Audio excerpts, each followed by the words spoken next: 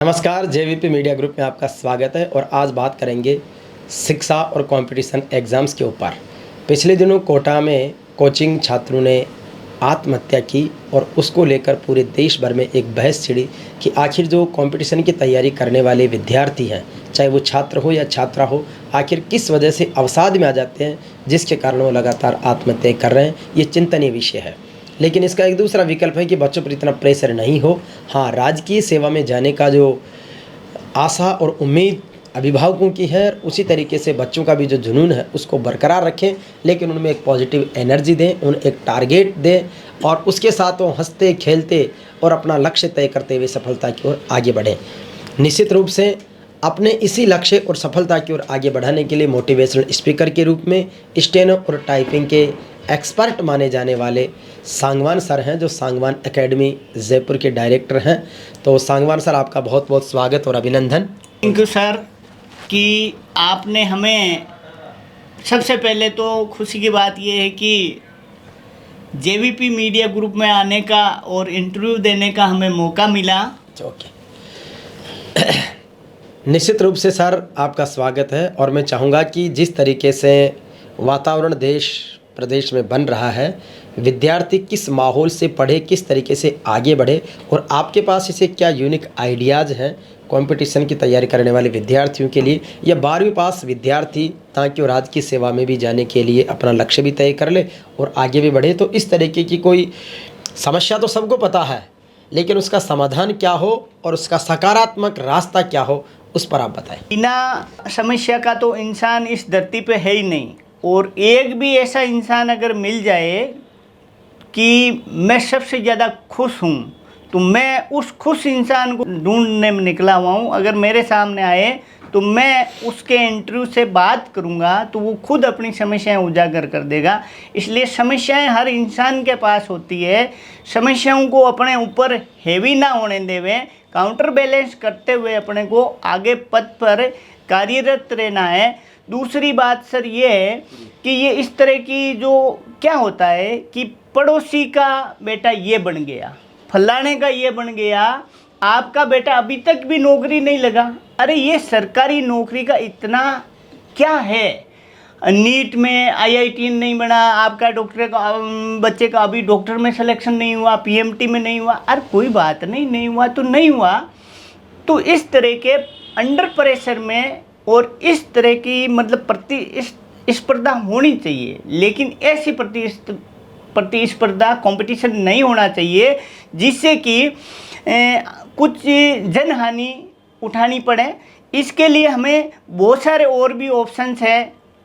आप 12th के बाद ही बच्चे को अलग ही सेक्टर में डालो ना, बहुत ही अच्छा। मैं तो मेरे पास जो स्कोप है मैं उसकी बात कर देता हूँ कि टाइपिंग, स्टेनोग्राफी, सीधा 12वीं पास के बाद बच्चा अच्छी एक आरएस के इक्विवेलेंट की पोस्ट पकड़ता है, स्टेनोग्राफर। स्टेनोग्राफर का पे स्केल अच्छा होता है और इसकी मतलब पोस्ट भी बहुत अच्छी होती है। जैसे जुडिशरी सिस्टम में देखें तो अपने जितने भी स्टेट के हाई कोर्ट्स हुए, अपने राजस्थान हाई कोर्ट हुआ, फिर नीचे के जो सबऑर्डिनेट कोर्ट्स हुए अपने जैसे सेशन कोर्ट हुए, ठीक है, डिस्ट्रिक्ट एंड सेशन कोर्ट्स हुए, इसी तरह से अलग अलग स्टेट के कोर्ट हैं, हाई कोर्ट हैं, उनमें भी सेशन कोर्ट्स हैं। इसी तरह से सुप्रीम कोर्ट का एग्ज़ाम है, इसी तरह से सीआईएसएफ का है, सीआरपीएफ का है, डीआरडीओ का है, इवन अभी इसरो का है। हर एक डिपार्टमेंट के अंदर इसकी पोस्ट आती है, एसएससी के थ्रू हर साल आती है। क्यों ना आप, हाँ, इसमें थोड़ा अगर बच्चा पेशेंस रखे, 4 से 6 महीने के लिए अगर ढंग से कंसंट्रेट होके करे तो कहीं ना कहीं उसको गवर्नमेंट नहीं तो प्राइवेट बहुत बड़ी एमएनसीज में भी इसके बहुत सारे पद सर्जित होते हैं।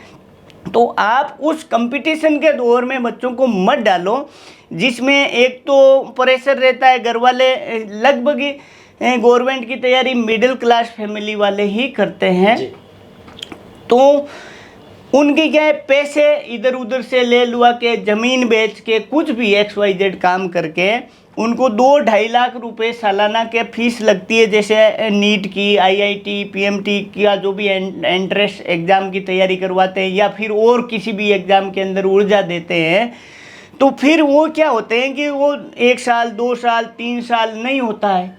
और पैसे भी लगते हैं, तो फिर वो ऑटोमेटिक ही बच्चा डिप्रेशन में आ जाता है। जी। तो इस डिप्रेशन के से बचने के लिए, निकालने के लिए आप उनको अलग अलग सेक्टर में डालो ना। उस बच्चे का कैलिबर देखो कि ये बच्चा कर सकता है, नहीं कर सकता है, कोई बात नहीं। अगर सिलेक्शन नहीं होता है तो नॉलेज तो होता ही है ना, अपन किस लिए कर रहे हैं।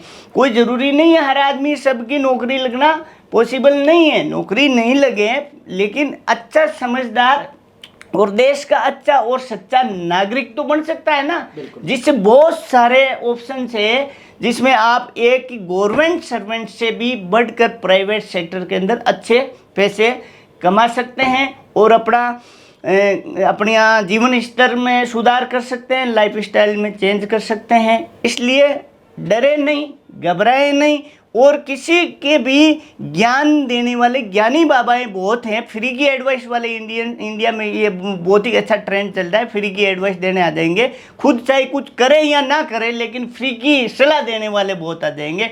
तो सलाह किसी की ना माने, सुने सबकी, करें मन की। तो मैं इसी मन की बात के साथ आगे बढ़ाता हूँ कि किस तरीके से, नहीं इसको रहने दो, इसी बात को आगे बढ़ा रहा हूँ कि आपके पास ऐसा क्या है जो फ्री भी नहीं है, पेबल भी है, लेकिन वो रीज़नेबल हो और बच्चे को एक सेफ फ्यूचर उसको दिखाई दे। तो उसके लिए 12वीं पास विद्यार्थी के लिए आपकी कोई खास नवाचार, कोई स्कीम, कोई टारगेट, कोई ऐसा कोर्स, कोई ऐसा जो प्रशिक्षण है, उसके बारे में बताएं।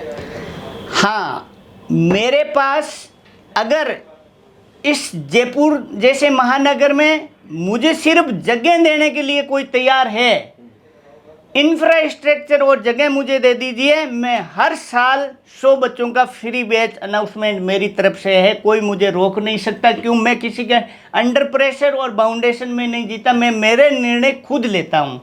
और मेरी ये हार्टिएस्ट डिजायर है कि मैं कुछ ऐसा करना चाहता हूँ, वो किसी भी समाज, तबके, विशेष वर्ग का हो सकता है। ऐसा नहीं है कि इस समाज का होगा तो नहीं, किसी भी, शिक्षा के अंदर कोई समाज नहीं होता है, सभी समाज होता है। शिक्षा होती है। तो मैं ये चाहता हूँ, अगर कोई भाई अपनी इच्छा से, स्वेच्छा से मुझे जगह यहाँ जयपुर में प्रोवाइड, बाद में तो मेरी हो जाएगी, बहुत जल्द मेरी खुद की हो जाएगी यहाँ पे, लेकिन अगर अभी कोई भी देना चाहे तो मैं 100 बच्चे हर साल फ्री मेरी तरफ से निकालना चाहता हूं, जिनका एक नॉर्म्स होगा, एडमिशन का प्रोविज़न होगा, किस तरीके से अपन उनका एडमिशन लेंगे।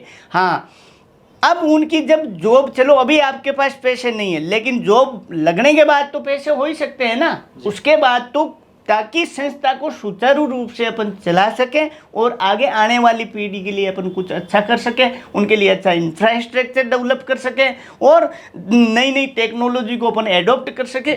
उसके लिए उनको जॉब लगने के बाद में कुछ अमाउंट निश्चित कर लिया जाएगा कि हर महीने वो अपनी तनख्वाह का संस्था को, मतलब क्योंकि हमने कोई ऐसे, हम चंदा नहीं चाहते, ना लिया है ना लेंगे, हम अपनी मेहनत से काम करेंगे। तो संस्था को, उनको, क्योंकि हमने उनको फ्री बढ़ाया है, तो संस्था को हर महीने उनको देने में जोर क्यों आ रहा है। चलो, ये तो हुई बात। हाँ, दूसरी बात, हाँ सर, नेक्स्ट आप किस तरीके से पेबल, फ्री की चीज़ छोड़ो, आप जी रीजनेबल पेमेंट बेस पे किस तरीके का बच्चे का एक फ्यूचर शेप कर सकते हो? हाँ, एक मैंने अभी निर्णय लिया है कि बड़े बड़े अधिकारी वर्ग के लोगों ने मुझे कहा कि आप एक इस तरीके का प्रोविज़न रखो जिसमें 1 टाइम रजिस्ट्रेशन, यानी एक बार आपसे फीस ली जाएगी, जब तक आपका सिलेक्शन नहीं होगा आपको 1.5 लाख, 2.5 लाख, 3 लाख फीस भरने की आवश्यकता नहीं है, मात्र 35,000 रुपये फीस भरनी पड़ेगी, जिससे कि अपन यहाँ वेरी कर सकें, अपने फैकल्टी मेंबर्स को अपन पेमेंट कर सकें और आपको अच्छा कंटेंट प्रोवाइड कर सकें। तो 35,000 रुपये आपसे 1 टाइम फीस ली जाएगी, जिसमें आपका चाहे 3 मंथ्स में सिलेक्शन हो, चाहे 4 मंथ्स में हो, चाहे 5, 6 और 12 मंथ्स या 1 ईयर, 2 ईयर, जब तक सिलेक्शन नहीं होगा तब तक हम आपसे दोबारा फीस नहीं लेंगे। ये हमने एक नया नवाचार किया है कि 1 टाइम फीस लेके हम इस तरीके का कार्य करना चाहते हैं, ताकि बच्चा ऐसे एक अंडर प्रेशर में नहीं रहे कि मेरी ये हो जाएगा तो मेरा नहीं होगा तो और दोबारा फीस भरनी पड़ेगी, मुझे ये करना पड़ेगा। जैसे कि अपने राजस्थान सरकार द्वारा RSSB बोर्ड का हुआ या RPSC का हुआ, ये जो भी फॉर्म अपन फिलअप करते हैं तो 1 टाइम रजिस्ट्रेशन का किया है। तो वहाँ से भी और उससे पहले भी मैं कई दिनों से सोच रहा था, बड़े बड़े अधिकारी वर्ग के जैसे अपने मेरे अच्छे संपर्क है, IAS अधिकारी हुए, जजेज हुए, इनके मैं साथ उठक बैठक करता हूँ तो सब मुझे ऐसी सलाह देते हैं कि ऐसा कुछ करो कि न्यू इनोवेटिव आइडिया, जिससे कि बच्चा अंडर प्रेशर नहीं आए और कहते उसको फ्री हो जाए कि मैंने फीस भर दी, अब बस मुझे पढ़ना है। अगर आप कंसंट्रेशन के साथ मेरे साथ सच्चाई के साथ ईमानदारी से आके जुड़ना चाहो और पढ़ने वाला ही आए, अदरवाइज जिनको नहीं पढ़ना है और माहौल ख़राब करना है, नेगेटिविटी फैलानी है, वो ना आए। तो निश्चित रूप से ये 1 टाइम रजिस्ट्रेशन 1 टाइम फीस के साथ है, आफ्टर सिलेक्शन तक पूरी गारंटी के साथ पढ़ाने का और उसके साथ ही सिलेक्शन देने का पूरा प्रयास है। तो ये एक विकल्प इन्होंने दिया है। उम्मीद है कि टाइपिंग और स्टेनो का तो ये स्वयं बहुत अच्छे एक्सपर्ट हैं और अन्य फैकल्टीज़ की भी अच्छी सुविधाएं इनके पास में है। तो उम्मीद करेंगे कि ये नवाचार आपका आगे बढ़े और हम लोग भी इसको जन जन तक पहुंचाने के लिए पूरा प्रयास करेंगे। धन्यवाद। अभी फिलहाल हम आपको बता देते हैं, आज से आज तक मेरे लगभग 1807 या 8 टोटल गवर्नमेंट के अंदर हमने सबऑर्डिनेट डिपार्टमेंट हुए, SSC के थ्रू हुए, या अपने जुडिशरी सिस्टम कोर्ट कचहरी वाले, हाई कोर्ट वाले हुए, सेशन कोर्ट वाले हुए, या पिछली LDC की भर्तियाँ हुई, सूचना साहित्य के अंदर हुआ, जिस डिपार्टमेंट में जो भी मेरे से रिलेवेंट था उस डिपार्टमेंट में मैंने स्टूडेंट भरे हैं। और अभी वाली इस हाई कोर्ट वाले में ऐसा कोई सा भी सेशन कोर्ट और इवन अपना high court Jodhpur main branch और दूसरी जो जयपुर की हाई कोर्ट की पीठ है, वहाँ तक हर एक कोर्ट के अंदर अपने सांगवान एकेडमी के कमांडोज मैंने भेज दिए हैं। तो निश्चित रूप से तो सांगवान एकेडमी के माध्यम से सांगवान सर तैयारी करवाते हैं। तो सांगवान एकेडमी का एड्रेस, लोकेशन वगैरह भी बता दो। हाँ, अभी फिलहाल सांगवान एकेडमी अपनी देवी नगर एरिया है, विवेक विहार मेट्रो स्टेशन के पास में, मेट्रो पिलर 77-78 वाली गली में थोड़ा अंदर है, क्योंकि क्वालिटी चाहे कहीं पर भी हो छुपती नहीं है। तो नियर गुजर की थड़ी के पास अपन बोल सकते हैं, विवेक विहार मेट्रो स्टेशन से उतरने के बाद पिलर नंबर 77-78 वाली गली में है। वैसे आप गूगल में सर्च कर सकते हैं, जिससे आप लोकेशन फाइंड आउट करने में इजी रहेगा। Sangwan academy Jaipur, SANGWANACADEMY space देके जयपुर, JAIPUR आप सर्च करके बिल्कुल मैप से डायरेक्शन सीधे हमारे पास पहुंचेंगे। चाहे मेरी लोकेशन एड्रेस चेंज भी हो जाए, खुद की जगह की हम सोच रहे हैं, तो आप ये सांगवान एकेडमी जयपुर गूगल में सर्च करना, वहाँ का मैप आपको मिल जाएगा। धन्यवाद सर, बहुत अच्छी जानकारी। जी सर, थैंक यू।